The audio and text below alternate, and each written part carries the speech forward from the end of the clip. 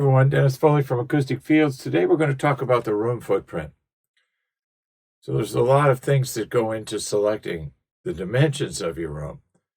And obviously, the first thing we want to think about is it going to be large enough to accommodate workflow, usage, whatever we're going to do in it?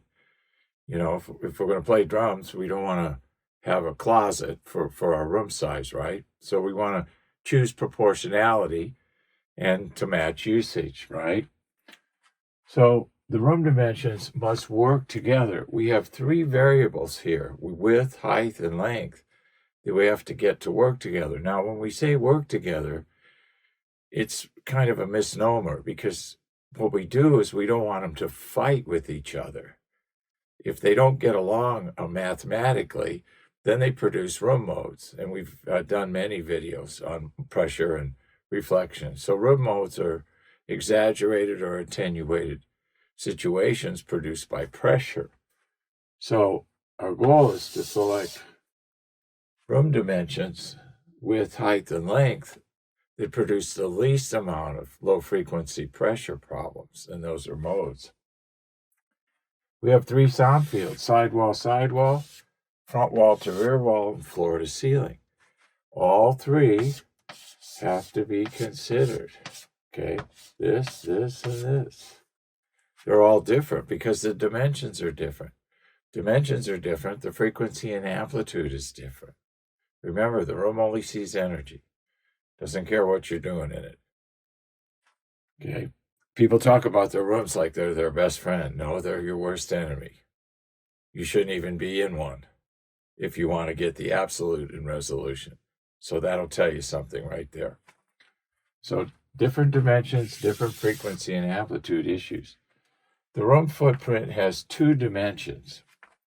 When we talk to people, I always say, how big is your room? And they usually give me the outside dimension, which is the largest footprint that they have to work with. But we're going to have another dimension in there, and that's called the internal dimension. So we have two that we have to work with. Let's use an example. 17, 10, 23 are our dimensions. We add the treatment, the dimensions are now 15, 9, 21, because we've lost 2 feet in each dimension for treatment. Because low frequency treatment, we know takes 8 to 12 inches of space. Middle and high frequency, 4 to 6. And you got to give up the space if you want to treat the problem. People say, well, what's my alternative? Live with it. It's pretty black and white. So we want to do no harm. So we have to look at this and we go, okay, that's workable for what the client wants to do. But here's really what we're going to end up with. Now, is that workable? Is it workable in terms of, workflow? Are they going to have enough room to do what they want? Or do we have to find a bigger room? So we have two things that we have to realize here. And we want these dimensions to not produce any more modal pressure issues than the first set, correct? So we want to do no harm. We might need different dimensions. We may need to start with a new room. We may need to change these originally, maybe make it smaller. That can happen. It's about 70% of the time you make it larger, about 30% of the time you make it smaller. So the internal dimension, the small one, it's frequency and amplitude dependent. If you got a 30, 40, 50, 60 cycle problem, you're going to be giving up 12 inches of space to solve it. Some rooms, they don't have 30, 40, 50 cycle problems. Well, I won't say that. Some rooms don't have 30 and 40 cycle problems. Most all rooms have 50 cycle and above.